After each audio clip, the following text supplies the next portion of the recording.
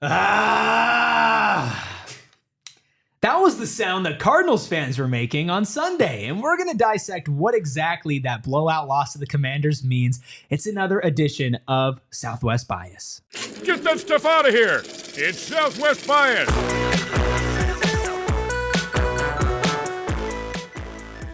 Of course, live from Studio K, presented by Circle K. Make sure you join the Inner Circle for free by downloading the Circle K app today. Some terms and conditions do apply. At participating locations, visit CircleK.com for details. Trouble in Birdland. The Red Sea. The tides are turning. I got Damon Dawg of PHNX Cardinals. I am Erik Ruby. We are unfortunately given the dishonor of now discussing the Arizona Cardinals 42-14 loss to not just the Washington Commanders, but the Washington Commanders led by former ASU quarterback Jayden Daniels and former Arizona Cardinals head coach Kliff Kingsbury. Damon,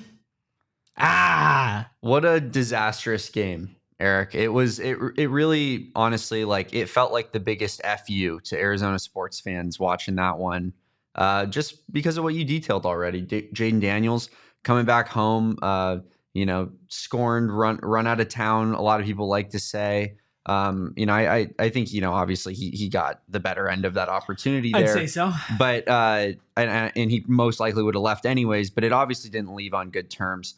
And Kliff Kingsbury, who, has kind of been paraded around as a joke by a lot of Cardinals fans, and has the Commanders offense just absolutely humming 4 weeks into a season. And that's something that we could dissect a little bit too, because the Commanders have started off so hot off the back of basically those two people, Kliff Kingsbury and Jayden Daniels. But, they also haven't played the strongest of defenses. That being said, Kliff Kingsbury, I feel like he wasn't great at USC last year. No, he fails up. He constantly fails up. He goes to college, he's mediocre, and then he gets a gig in the NFL. So it's just the Kliff Kingsbury You go way. into this year, you're not thinking, the guy who struggled with the number 1 overall draft pick at USC last year is going to light the world on fire in the NFL. But that's exactly what the Commanders' offense has done thus far this season. The Cardinals' defense is not good. We know it is not good. We've talked about that ad nauseum for a while on this program, on PHNX Cardinals, and all across the valley, really. But this was an unacceptable performance from the Cardinals defense, and in my opinion, more so the Cardinals offense. Yeah, and we're going to get into the offensive side of it, because you always expected the Cardinals to give up a lot of points, even in wins this year. And actually, through a couple of weeks, they had performed really well, holding Detroit to 20 points, holding LA to 10 points. Very, very good performance. Even Buffalo was limited in scoring. The thing is, we talked about it last week. It was me and it was Bo, and we were discussing Kliff Kingsbury and Jayden Daniels and how the Arizona Cardinals just could not afford to lose this game.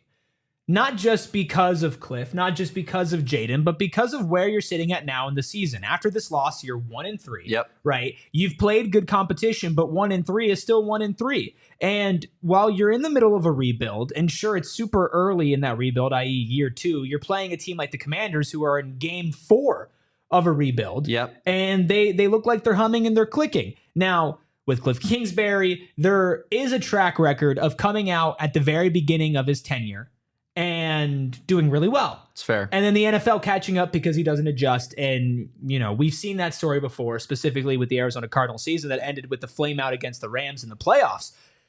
We don't know if that's going to happen in Washington yet, right? And it's not like Washington was winless and came in and just destroyed the Cardinals. However, there is a part of this, Damon, that starts to open up concern about where exactly the Arizona Cardinals stand right now. Because 14 points from an offense that, did a Southwest Bias even earlier about all the top-end elite talent that this offense has. A Kyler Murray, a Marvin Harrison Jr., James Conner. Obviously, Trey McBride wasn't playing, but when he's in the fold, he's in that as well. Paris Johnson Jr. has established himself as elite in his position as well. Michael Wilson. The list goes on and on and on.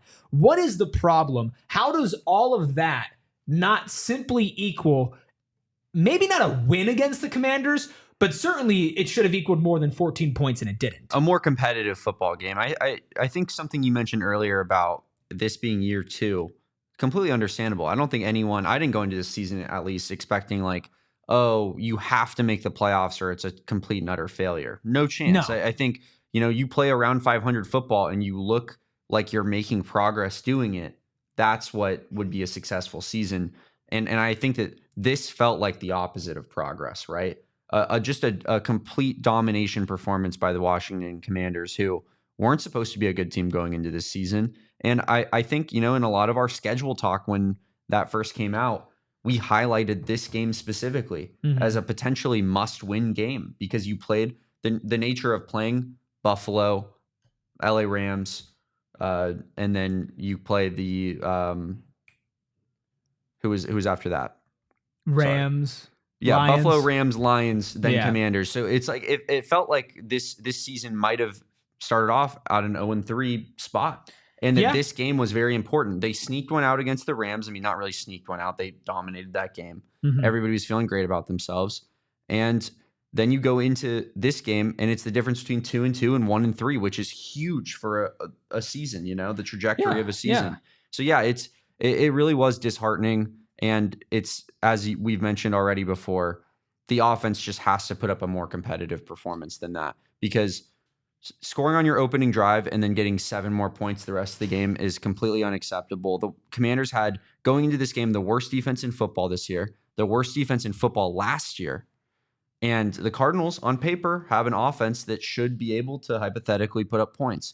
But, not even hypothetically. We've seen them do it. Yeah, they've been inconsistent with it. Yeah, we've seen them put up points. It's the same thing with Marvin Harrison Jr., how we've seen the inconsistency as well. What's the big thing the Cardinals offense is missing? Because I see a lot, and I mean a lot of people pointing fingers at Drew Petzing. Is it as simple as they just aren't rolling out the right game plan with the talent?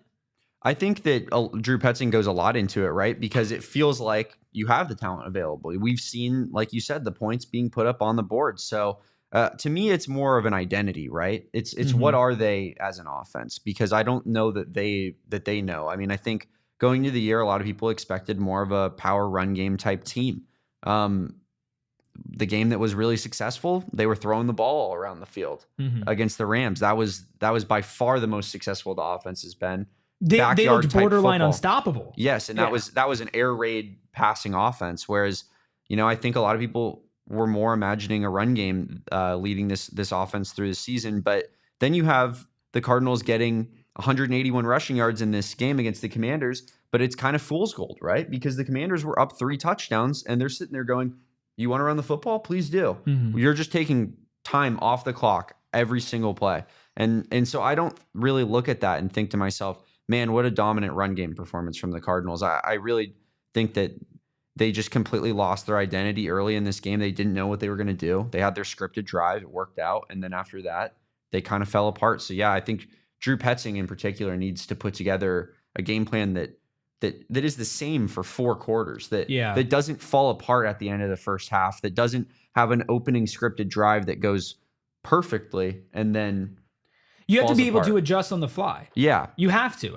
That's just the modern NFL. You can't just go in and say, hey, we're going to have one drive. I know it's going to work. And then beyond that, if they adjust and they change, then there's nothing we can do about it. I think what we've seen with Kyler is, as great as he can be, if he's not comfortable in the offensive system that's being rolled out there, if he doesn't have 100% faith, it does affect him. It does impact him. It falls off a little bit. Yeah, and you saw that with the Kliff Kingsbury era. You saw that when, he was even arguing with Kliff on the sidelines. He was told that, he doesn't do his homework. He's not invested. He doesn't make his reads. Well, the reality was the offense that was being put out there was just Kyler Murray make something happen. And while Kyler Murray can almost always just make something happen, it should never be what you sit back and just rely upon. It should be what you break in case of emergency. And you should have an infrastructure. That's like the buzzword that we've said about the front office, about Jonathon Gannon, even down to Drew Petzing, is the infrastructure this year. We've been clamoring about how it's better, right? And I'm not out. Yeah. But there are fans, and I get what you're saying with this season, the expectations weren't playoffs and everything like that. I understand, especially the first half of this season was always going to be brutal. It was always going to be a slog to get through with some bright side on the other half of it. However, this is a franchise that has just not stopped losing for the better part of half a decade now, if not longer. And fans are fed up. Fans are done. Not saying become a Super Bowl contender overnight, but I feel like we're now seeing a point where it's like you got to give us more. We're not happy. We're not satisfied with sitting back and watching a 42-14 loss to the Commanders. Even if it's in a rebuild, even if the Commanders are better than people expect, to not even be competitive is unacceptable. And in order to become competitive, you can look at a couple different things. Some people might call out Drew Petzing's play calling, say you need to be better, you need to put Kyler in a better situation, and you need to utilize your top-end talent better. Other people look at the GM. Other people look at Monti Ossenfort. There are some serious holes on this roster, specifically on the defensive line, or the defense in general, that could absolutely be shored up, in theory, if you were able to make a couple of trades. Mm-hmm. Now, I know the perfect trade's not out there, but Damon, do the Cardinals need to shift their focus from whatever happens, we're going to do our best with what we got, to we have to field a more competitive team so that we don't lose A, the locker room, but B, the fans?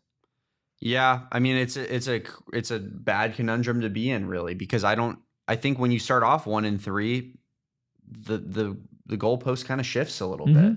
That's not really where I'm exactly saying go get a Hassan Reddick now. Trade a third rounder for Hassan Reddick when you need you're not necessarily looking to be a playoff contender at that point. That feels like a kind of an early season momentum push type of thing, and it might be a little bit too late at this point for that. But really, when you're saying some people blame Petzing, some people blame Monti, some people blame Kyler. I think it's a mix of all of the three for what's going on so far. I mean, Kyler played an awful game on Sunday. Like, I don't want to get that twisted. I'm a huge Kyler Murray fan.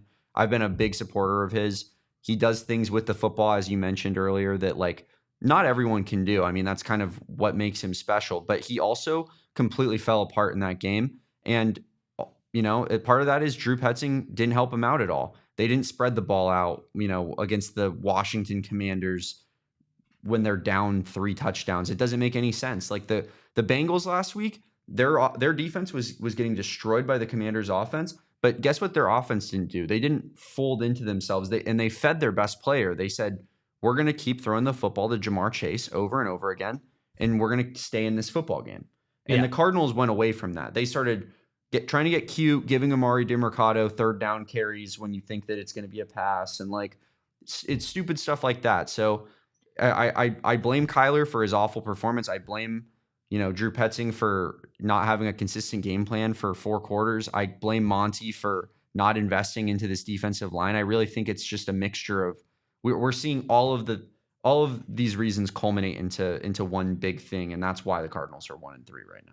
And we're going to take a look ahead at the next couple of games and what exactly the Arizona Cardinals need to do to get back on track. But first, I got to tell you about our friends over at Empire Today. Unfortunately, it appears that the Cardinals are kind of hitting their floor right now, and it's not as pretty of a floor as we have here in our studios because Empire Today took care of us over here at PHNX, and they're here to take care of you as well. Whether it's making an easy, quick, convenient decision that's also important, they're there to handle both sides of it. They want to make sure that they get in and that they get out, but you don't feel rushed. You don't put flooring in your home that you don't like, and you don't pay too much for it. Now, they're not going to just go out and guarantee you the lowest price, because then they're guaranteeing you the worst floor. And if there's one thing you don't want to not properly invest in, it's your floors. It's what you walk in all the time. It's a statement. If it's not matching, if it looks bad, if it looks gross, people are going to walk into your house and say, what's going on here? Right? And if you want to make sure that you pick the right flooring to match everything and the vibe you're going for, they have a virtual floor visualizer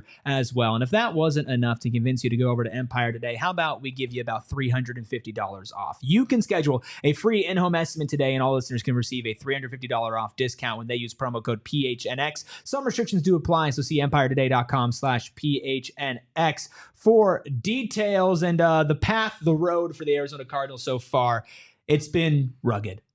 And usually that's not a good thing, except for with our friends over at Rugged Road. I use the story on PHNX Sun Devils, which you can catch live 5 days a week right here on this channel. Make sure you subscribe to PHNX Sports, where I went on my honeymoon, and we brought a cooler, and we brought it to the beach, and it sucked. It was terrible. I hated it. It's cool. It's been in my family for a very long time. Didn't keep the drinks cool. And I got back here, and that was day one that we started talking about Rugged Road. And I felt like I missed an opportunity because Rugged Road has the best products with high quality material and craftsmanship for anybody who wants to go outdoors, anybody who wants to tailgate, or just have a party and keep your drinks cool. These coolers are built so strong, but they're also floatable. One of the most unique features is that they stay upright in water. They have a lightweight design. They're durable and dependable. Plus, they will keep their contents cool for up to 7 days. That's a whole week if you're doing the math, but oftentimes longer than that. So get ready for your summer adventures with Rugged Road coolers. Head to ruggedroadoutdoors.com. Use code PHNX for 10% off your order. Lightweight, durable, always floating upright, perfect on land or in water. So leave that old heavy cooler at home and get yourself a better cooler for the new season. Rugged Road, your ultimate outdoor companion. I love a good cooler, man. You have to. It's an underrated part of functions. If you're going to put together a party, you don't want to have that like weird sloppy ice water. You pull the drink out, it's kind of warm now. It's not good. I don't know. Like, I don't know if this is a weird thing. I'm just like, maybe this is just like a weird guy thing. But like, I like to go to the stores and just look through the cooler section. Be like, what kind of tricks and trades guys being dudes all these bad boys have in Rugged Road? They got all of them. Well, now you don't have to look anymore. Yeah, no, I mean, you can look in disgust. Yeah, now I'm gonna look and say that's not floatable on water. That's not durable and dependable. My drink would be warm in 7 days, and it wouldn't be with Rugged Road. But from warm to cold, the Arizona Cardinals 1-3, now going to face the 49ers, which is much more of a winnable game than what you would maybe imagine at the beginning of the season. What do they have to do, Damon, to get back on track, back in the W column against another NFC West opponent? I don't think they have much of a chance. Oh! I'm sorry. People can clip this, come at me if they win. I hope they win. I'll be rooting for myself to be wrong. But the 49ers strike me as a team that just have such a physical run game. They have the skill position players. They have a quarterback that, a lot of people don't want to talk about, but he seems to make the right plays he's not losing them football games. Yeah. You know what I mean? He's fine. He's getting the ball in the hands of the players that need the ball in their hands. I think the 49ers offense is too good for the Cardinals defense. And I don't think the Cardinals offense is going to be able to match that against a, decent to good 49ers defense on the other side of the football. So I am going to chalk this one up as an L. I didn't ask you if they're going to lose. I said, what do they have to do to win? I just don't think they have much of a chance of winning. I get it. And 1-4, you're talking about their offense needs to put up like 40 points. So that's the thing. As much as I would like to say, come out here and the defense needs to step up and the defense needs to contain San Francisco. And again, San Francisco, that's without a Christian McCaffrey. Yeah. As well. That is very banged up. You can't rely on that. You can't bank on that. Now, if they're able to do that, that's like found gold. But the reality is, and to be fair, they did do it against the Lions. Yeah, I mean, they held the Lions to 20 points. Yeah, and they weren't. The Lions' offense was struggling a little bit at that point in the season. They hadn't had a good offensive showing yet. But since then, they were really good last night against the Seahawks. And yeah, I think they're still on paper. They have a lot of really good offensive players. So that was a good defensive performance. It's not. Yeah. It's not out of the question that they could put up a good defensive performance, but the problem in the Lions game was they put up a great defensive performance. They only scored 13 points. Yeah, and then they scored 14 points the week after that. That's not good. This team will never win a game. Will never win a game where they score less than 20 points. It's not going to happen because you look at their one win of the season, they scored 41 against the Rams. Yeah. And the first loss of the season, they scored 28, but the Bills scored 34. Like the 49ers are going to put up points against this defense. Almost every team is going to put up points on this defense. And whether Drew Petzing likes it or not, whether it's fair or not to Kyler Murray, whether it's fair or not to this team, all of their hopes of actually salvaging this season come down to the offensive side of the football. And I know it's not as simple as, hey, just make an adjustment and it's better, but there has to be a more well thought out, consistent game plan, like we mentioned earlier from Drew Petzing, and the execution has to be there too, because Kyler Murray was not who Kyler Murray needed to be. Now, is that a symptom of the system that he's in, or are we just seeing maybe the ups and downs of Kyler Murray on a season? This isn't, I guess, make or break, because like we've both mentioned, this isn't a season that's reliant on making it to the playoffs, but it does feel like if you move to 1-5, it's getting really tough to spin this season in a positive way besides, hey, high draft pick. Yeah. That's really it. And that's what Cardinals fans find themselves at doing, 90% of seasons. It's That's sad, the problem. Yeah, it's like it's always like for a month into the year, and you're sitting there going like, well, we're gonna have a pretty high draft pick this year. Who knows how good that guy could be? And that's tough. I mean, you want to have a competitive season, and part of this really, and you mentioned it earlier, Erik, is this schedule in the first half of the year is just brutal. And the NFL, like when you're in year 2 of a rebuild, this is where you kind of get screwed over. You just want to see that momentum building. You want to go into year 3 being like, progress is being made. This is a playoff team in year 3. I think that's kind of the goal of or at least the timeline of this particular rebuild. But when the NFL schedules 7 playoff teams in the first 8 games of the season against you, then all of a sudden you have no chance to build up that momentum in the first part of the season, and the second half of the season suffers for it. Typically, there's not a whole lot of times that teams rip off 8 wins to end their season that didn't start off the season well. So, but I guess if there's it's just unfortunate the way that the schedule built itself out, and they got to find a way to maybe steal a couple of these games. I mean, Niners Packers is going to be tough, but if they can take either of those, then I think fans are in a lot better of a place for sure. If you lose the next 3, which is completely possible, Dolphins, Bears, Jets, I think those are all winnable games. Seahawks is interesting. Vikings is tough. Then back to Seahawks. Then you go Vikings at that point. I think I feel a lot better about playing the Vikings in week 13. Than I mean, we'll see. Playing them we'll see. As of right now, I'm chalking that up as a loss. Back to the Seahawks. Then you take on the Patriots. That's a winnable game. Panthers. That's a winnable game. Rams. That's a winnable game. And then your last game of the season is against the 49ers. And who knows what they're going to have to play for at that point. Maybe because they're injured, they're actually going to have to go out there and run out a good team and have a good competition. Listen, we can talk about the end of the season, but right now all the focus is on week 5. Will the Cardinals drop to 1-4? Will I cry some more and make some more weird noises at the start of Southwest Bias? Only time will tell, but make sure you stick along with PHNX Sports as we follow along on that journey. Of course, you can catch Damon on PHNX Cardinals 5 days a week. And of course, they have a pregame, a halftime, and a postgame show just for you lovely Cardinals fans. Damon, also a part of our lovely Diamondbacks crew as they now enter into their off-season content. You can follow that along right here as well. Make sure you go ahead and give us a subscribe. Give us a thumbs up. You can catch me on PHNX Suns and on PHNX Sun Devils 5 days a week, producing or in front of the camera. And of course, we're getting into basketball season, and I'm going to give a little bit of a teaser for the next episode of Southwest Bias. This is the depression week of Southwest Bias. We're talking about the biggest collapses in Arizona sports history. Thank you to the Diamondbacks for inspiring that. You're is welcome. Later this week, but until then, it's been another edition of Southwest Bias. Get that stuff out of here. It's Southwest Bias.